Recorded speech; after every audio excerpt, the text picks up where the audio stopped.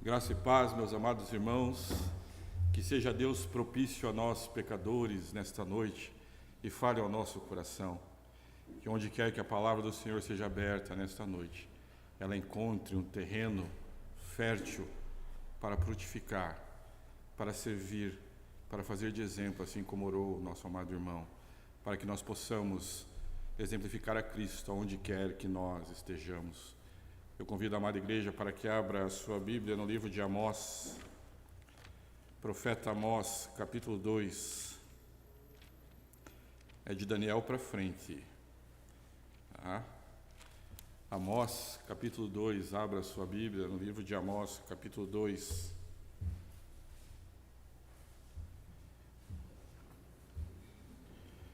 Eu estarei lendo do verso 6 ao verso 16. Livro do profeta Amós, capítulo 2, do verso 6 ao verso 16. Nos diz assim a palavra do Senhor: assim diz o Senhor: por 3 transgressões de Israel e por 4 não sustarei o castigo, porque os juízes vendem o justo por dinheiro e condenam o necessitado por causa de um par de sandálias. Suspiram pelo pó da terra sobre a cabeça dos pobres e pervertem o caminho dos mansos. Um homem e seu pai coabitam com a mesma jovem e assim profanam o meu santo nome. E se deitam ao pé de qualquer altar sobre roupas empenhadas e na casa do seu Deus bebem o vinho dos que foram multados. Todavia, eu destruí diante deles o amorreu, cuja altura era como a dos cedros e que era forte como os carvalhos. E destruí o seu fruto por cima e as suas raízes por baixo. Também vos fiz subir da terra do Egito, e 40 anos vos conduzi no deserto, para que possuísseis a terra do amorreu. Dentre os vossos filhos suscitei profetas, e dentre os vossos jovens nazireus. Não é isto assim, filhos de Israel? Diz o Senhor. Mas vós aos nazireus deste a beber vinho, e aos profetas ordenastes, dizendo: não profetizeis. Eis que farei oscilar a terra debaixo de vós, como oscila um carro carregado de feixes.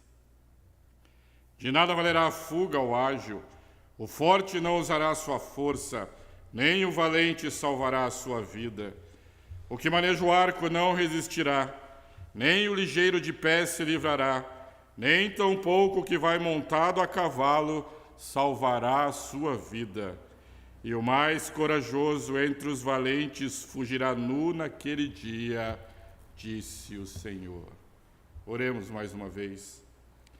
Deus, estamos na Tua presença, ó Pai, com a Tua palavra aberta, ó Deus, implorando para que o Senhor fale conosco nesta noite. Nós já entoamos louvores ao Teu nome, ó Deus, já levantamos vozes ao Senhor. Já confessamos nossos pecados, ó Pai. E agora queremos ouvir de Ti. Sê propício a nós, meu Deus. Usa-me, ó Pai, como instrumento de bênção aos meus irmãos que se encontram aqui na Silva Jardim. Eu Te adoro, ó Deus, pelo cuidado que o Senhor tem tido para com cada um deles. A Ti, ó Deus, toda honra, toda glória e todo louvor, não somente hoje, mas pelos séculos dos séculos. Amém, Senhor. A Bíblia não nos fala muito acerca de Amós, que escreveu este livro, mas nos conta que Amós era um pastor, Amós tinha o seu rebanho, Amós tinha os seus figos, Amós era plantador de sicômoros, a Bíblia vai nos dizer um pouco à frente. Amós era criador de gado, só que o gado aqui, quando dito, pode ser o gado bovino, o gado ovino, o gado que nós conhecemos, ele tinha suas ovelhas. Amós vivia no reino do sul. Lembram-se o reino de Judá? Judá e Benjamim ao sul e as outras tribos ao norte, chamadas de Israel. Amós vivia, então, no reino do sul, mas Deus vai e chama Amós e diz assim: você precisa conversar com o povo lá do norte. Eu preciso, Amós, que você caminhe até o norte. Eu preciso que você suba, porque eu preciso conversar com Jeroboão II e aqueles que lá estão. Israel, que era o reino do norte, após a separação, nós sabemos que com Jeroboão I é separado, Jeroboão vai para o norte, Roboão fica no sul. E Jeroboão então cria altares lá no norte para adoração. Jeroboão cria esses altares dizendo: vocês podem adorar aqui, não lá em Jerusalém. Jeroboão morre, Jeroboão II assume, e quando Jeroboão II assume, eis que vem a mão de Deus e dá a Jeroboão II vitórias, e dá a Jeroboão II conquistas financeiras, e dá ao reino de Israel conquistas em todos os lados em que eles possam atacar, e Jeroboão II se sente tranquilo. E Jeroboão II se sente arvorado daquilo que Deus lhe deu, começa a se sentir como se fosse um homem independente. Começa a se sentir como se não dependesse mais de Deus. Vejam o verso 3, capítulo 14 e 15. Continue com a sua Bíblia aberta, aí em Amós ainda. Veja que diz o capítulo 3, verso 14 e 15. Ouvi e protestai contra a casa de Jacó, diz o Senhor, o Deus dos exércitos. No dia em que eu punir Israel por causa das suas transgressões, visitarei também os altares de Betel, e as portas serão cortadas e cairão por terra. Derribarei a casa de inverno com a casa de verão. As casas de marfim perecerão, e as grandes casas serão destruídas. O reino do norte era um reino muito bom. Não está dizendo aqui que quando Deus vier eu vou destruir a casa de verão? Quem de nós temos casa de verão? Destruirei as casas de inverno, as casas de marfim. O reino do norte era um reino próspero. E eles gostavam disso. E eles se fundamentavam nisso. Veja lá no capítulo 6 ainda, verso 3 e 4. Capítulo 6, verso 3 e 4. Vós que imaginais estar longe o dia mau e fazeis chegar ao trono da violência, que dormis em camas de marfins e vos espreguiçais sobre o vosso leito e comeis os cordeiros do rebanho e os bezerros do cevadouro. Ora, vós que dormis em camas de marfim. Nem pense, amor. Vós que dormis em camas de marfins e comei. Veja que ele fala que eles comem dos novilhos do cevadouro. Os novilhos do cevadouro eram os melhores novilhos. Eles eram comidos apenas em causas especiais. Em ocasiões especiais, o novilho cevado era o melhor que existia. Israel então tinha do bom e do melhor, mas Israel não tinha o melhor que eles poderiam ter. Israel havia se desviado do culto solene. Israel havia se desviado dos mandamentos de Deus. Israel havia se desviado de Deus, porque imaginava que a sua segurança estava naquilo que eles já possuíam e que Deus não mais seria necessário em suas vidas. Nesse contexto, Deus chama Amós. Amós, nós precisamos conversar com o povo de Israel. Amós, nós precisamos conversar com ele. Amós, suba e fala ao rei, e fale a todos eles. E acompanhe comigo o que acontece quando Amós sobe para conversar com eles. Em primeiro lugar, quando Amós sobe para conversar com eles, quando Amós sabe de toda a segurança em que eles se encontram, imaginando estarem seguros, Amós chega a eles e lhes diz: por uma transgressão Deus falou, por duas transgressões ele falou, por três ele falou, não sustarei o castigo que eu tenho preparado para vocês por causa do seu pecado. E quantas vezes, meus amados irmãos, nós não nos sentimos seguros pelo que nós temos. Nós não nos sentimos seguros porque apenas o nosso casamento vai bem, porque o emprego nada me falta, porque os meus relacionamentos estão bons, porque a minha saúde está bem, então eu não preciso de Deus. Amós vem até eles e diz assim no verso 6 e 7a. Acompanhe lá do capítulo 2, versos 6 e 7a. Assim diz o Senhor: por 3 transgressões de Israel e por 4, não vou suspender o castigo que eu tenho contra vocês, porque os juízes vendem o justo, por dinheiro, e condenam o necessitado por causa de um par de sandálias. Suspiram pelo pó da terra sobre a cabeça dos pobres e pervertem o caminho dos anos. Meus amados, os juízes aqui representam a presença de Deus. Os juízes julgavam o povo na porta da cidade. O rei julgava as causas maiores, os juízes e os magistrados se assentavam à porta da cidade e julgavam as causas menores. E a Bíblia vai dizer que quando eles julgavam essas causas, eles representavam a Deus, portanto, deveriam julgar com imparcialidade, entretanto, julgavam a seu irmão, vendendo o justo por dinheiro e condenando o necessitado por um par de sandálias.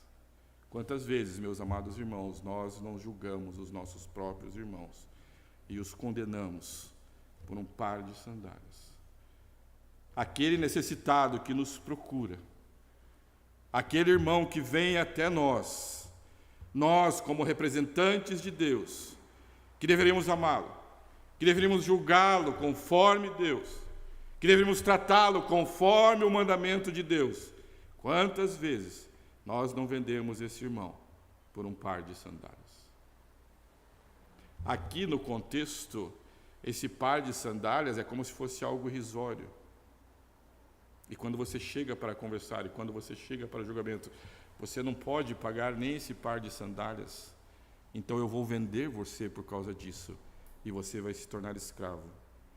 Diz a esse povo, Amós, que eles não julgam como representante de Deus, eles julgam como se fossem da lei, eles julgam para suas próprias necessidades, para oferirem alguma coisa que não é de Deus.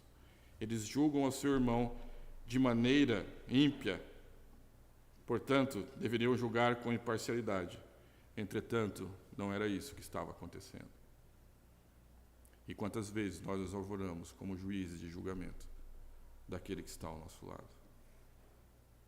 Eles eram humilhados, entendam, o juiz ficava à porta da cidade. Eles eram julgados por não pagarem as suas dívidas, eram jogados fora. Como o fariseu, que não entra e não deixam entrar aqueles que querem entrar no reino de Deus. Em primeiro lugar, diz a eles, Amós, que eles não praticam a justiça e que eles não fazem o que é reto diante da minha presença.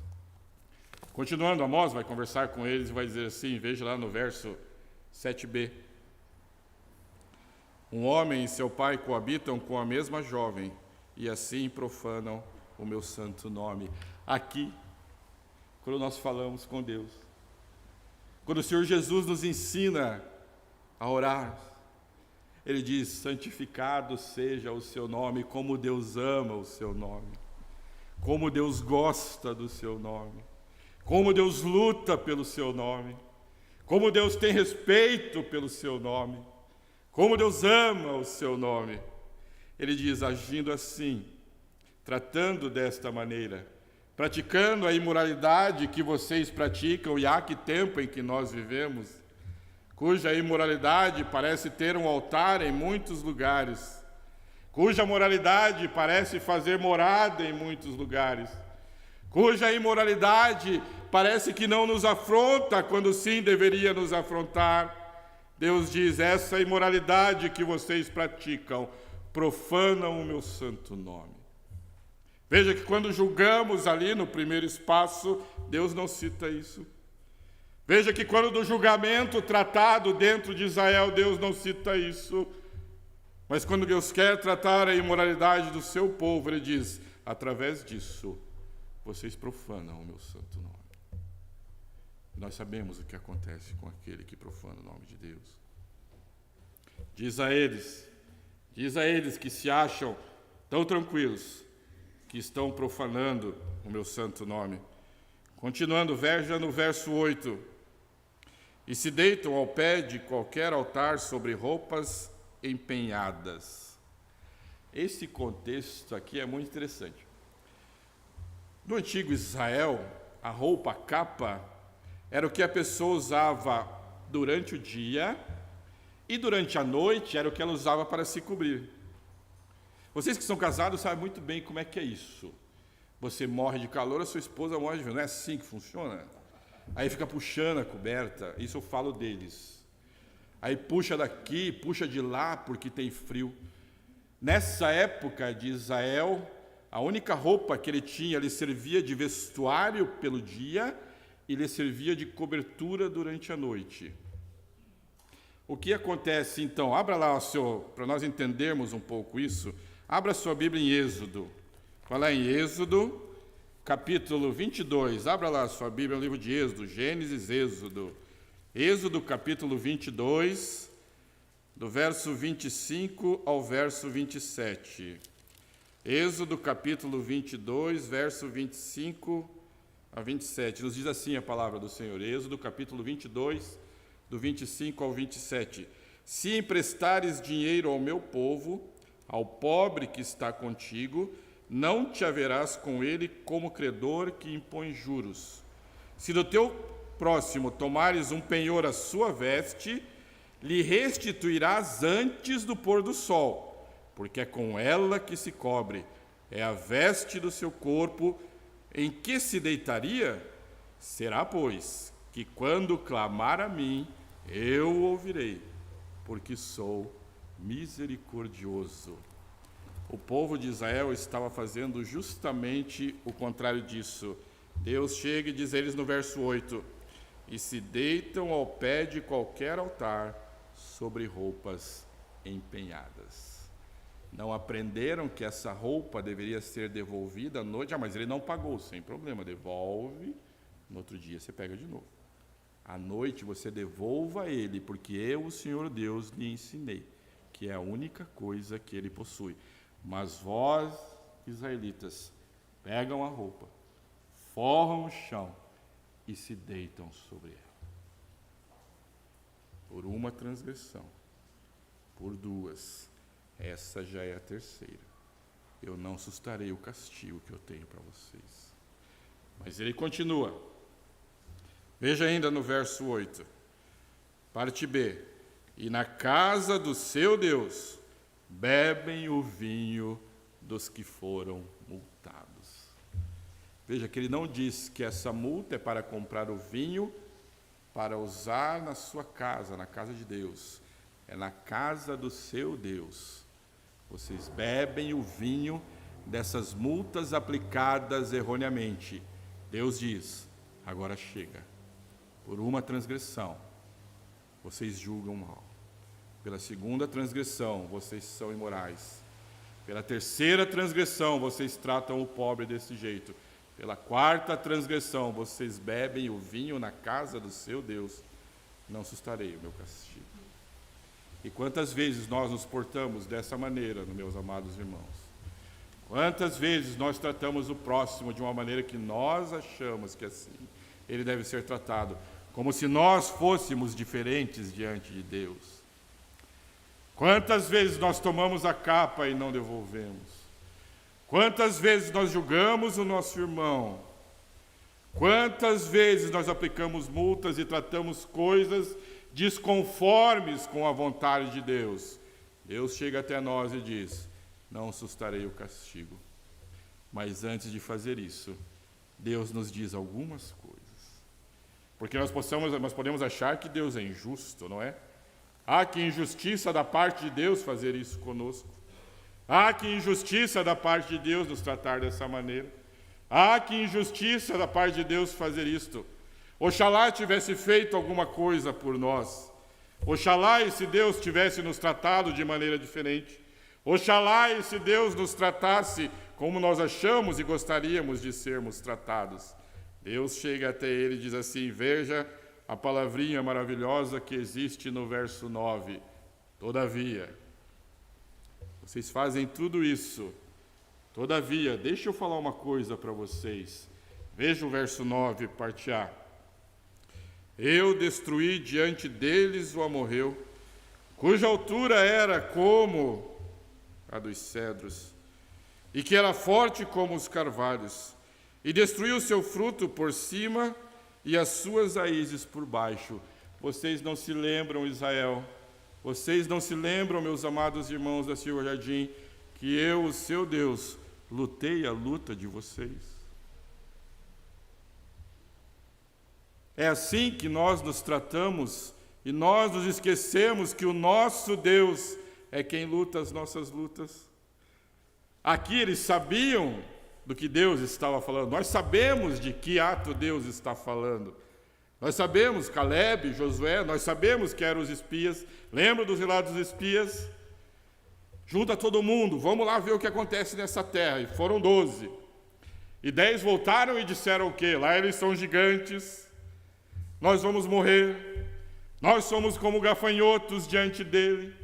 A vida que o Senhor nos deu, ó Deus, nós somos como gafanhotos diante dessa vida. Nós não conseguimos vencer isso daí. Deus vem até nós e diz, lembra-se disso, eu lutarei as suas lutas. Lembre-se que eu lutarei por você. Confia em mim que eu vou à frente. Chama a equipe de louvor, pede para eles tocarem, que enquanto eles tocam à frente do povo, nós venceremos. Jamais se esqueçam disso. Mas eles se esqueceram de que Deus havia lutado por eles. E tem mais ainda. Veja lá no verso 10. Também vos fiz subir da terra do Egito, e 40 anos vos conduzi no deserto, para que possuísseis a terra dos amorreus. Eu estive com vocês durante a sua vida toda. É isso que Deus está nos dizendo. Que Ele nos acompanha enquanto nós caminhamos até a Canaã celestial. Que Ele está conosco enquanto nós aqui estamos. Israel se esqueceu disso. Deus vem lembrá-los, por 40 anos eu estive com vocês.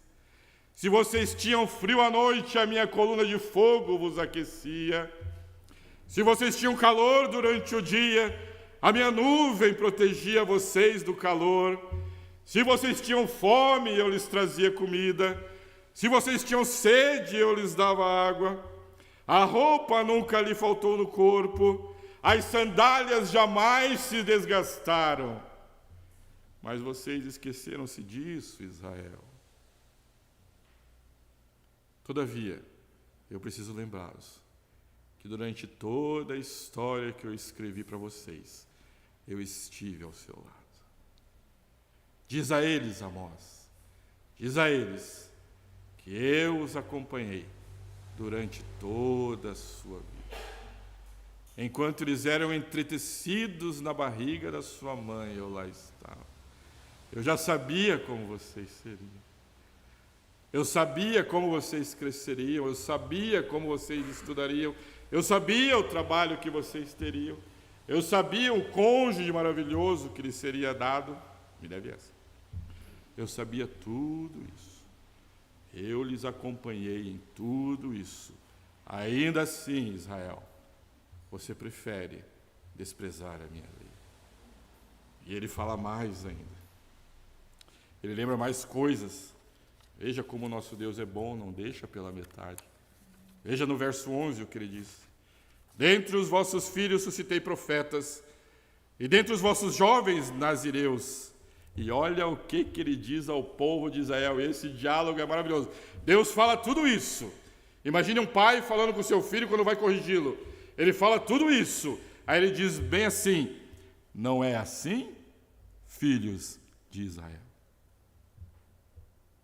Ou eu estou mentindo? Não é assim, filhos de Israel? Não foi assim, filhos de Israel? Não foi assim, amados irmãos da Presbiteriana da Silva Jardim? Não foi assim, amadas irmãs da Igreja Presbiteriana da Silva Jardim? Deus diz, não foi assim que aconteceu em sua vida?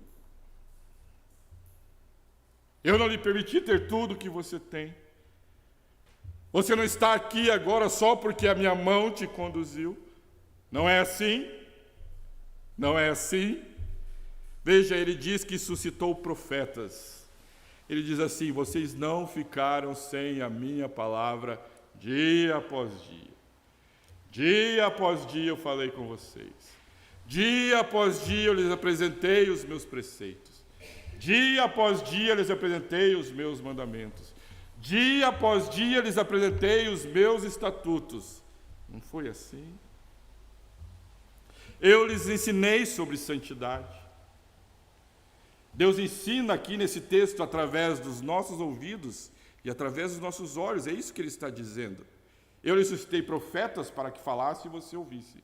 Eu lhes suscitei nazireus para que vocês vissem como é a santidade diante de Deus. Como são aqueles que cumprem os seus votos diante de Deus. Mas ainda assim, vocês falaram aos profetas: não queremos ouvir da tua parte, Senhor Deus. Vocês falaram aos profetas: aquietem-se, porque não quero ouvir a sua palavra. Ainda assim, aqueles que eu trouxe como santos, vocês quiseram embebedar para que eu fosse humilhado diante de vocês. Abra lá a sua Bíblia, no livro de Crônicas, 2 Crônicas, capítulo 18. Livro de Crônicas, capítulo 18. Abra lá a sua Bíblia no livro de Crônicas.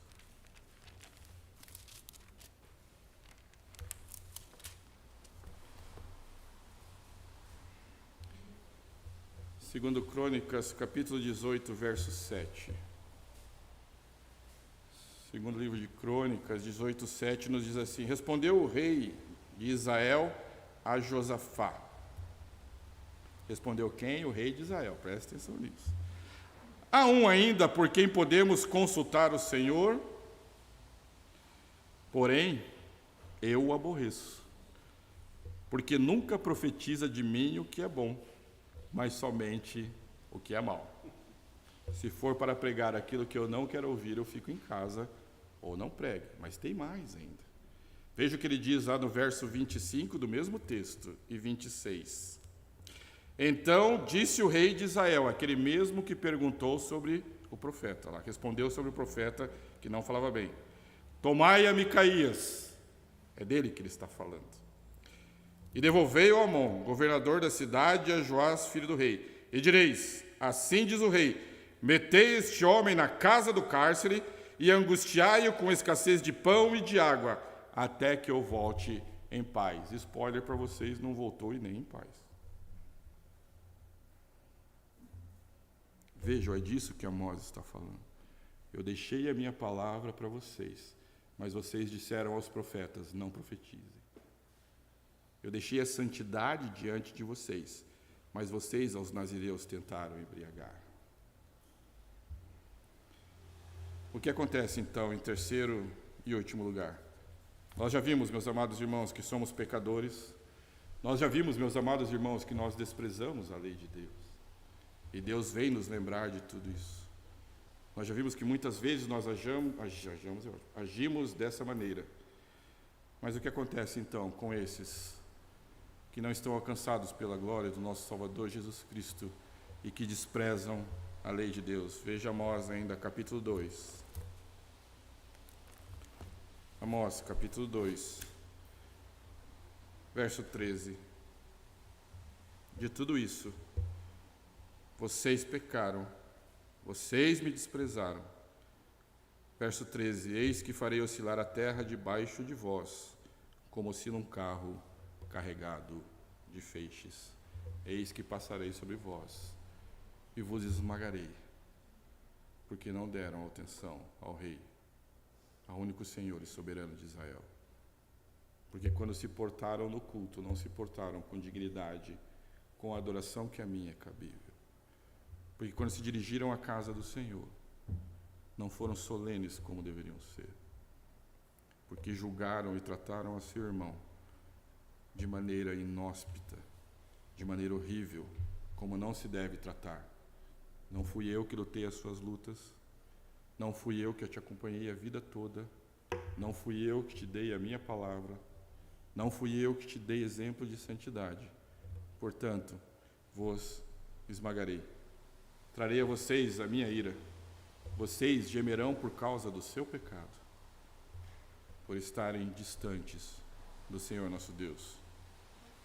Verso 14 e verso 15. De nada valerá a fuga ao ágil, o forte não usará a sua força, nem o valente salvará a sua vida.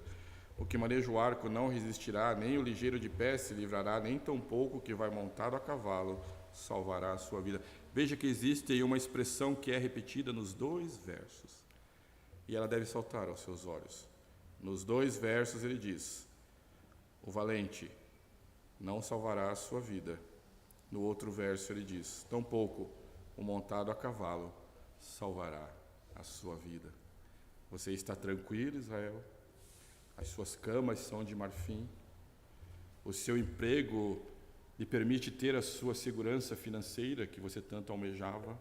O seu casamento vai tudo bem? As doenças não lhe afligem? Portanto, você então se acalma em seu coração independente, achando que não precisa de Deus. Deus vem e nos diz algumas coisas. Deus traz o fato, Deus traz a causa disso e Deus sentencia. Meu amado irmão, nem o valente salvará a sua vida, nem o que vai montado salvará a sua vida. Israel se achava salvo e seguro em seus meios, mas esqueceram que salvação e segurança era só em Deus. E nós não podemos nos esquecer que salvação e segurança é apenas em nosso Senhor Jesus Cristo. Deus poderia simplesmente ter abandonado, mas Ele não o fez. Ele sabe o quanto somos pecadores, amados irmãos. Ele sabe o quanto somos falhos. Por isso, Deus conversa conosco e nos faz lembrar muitas coisas. Lembra de quando você estava desempregado e eu abri uma porta. Lembra de quando você estava solteiro e eu te dei uma esposa. Lembra-se de quando você não tinha dinheiro e eu consegui alcançá-lo. Lembra-se de quando a saúde veio até você e eu vim mais forte ainda, porque eu sou o médico dos médicos e te curei. Lembra de tudo isso, Israel. Lembra de tudo isso, não se esqueça dos meus benefícios. Então eu virei até vocês. Pensemos, meus amados irmãos, em tudo que temos feito que não glorifica a Deus. Pensemos em tudo que temos feito por nossas próprias forças, achamos que estamos seguros.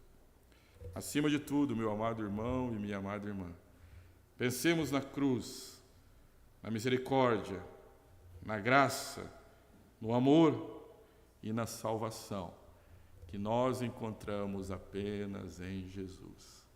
A Ele, pois, toda a glória, não só hoje, mas pelos séculos dos séculos, até que um dia nos assentemos junto com Ele e participemos da ceia do nosso Senhor Jesus Cristo. Participemos da grande Canaã que está preparada para aqueles que o amam. Amém?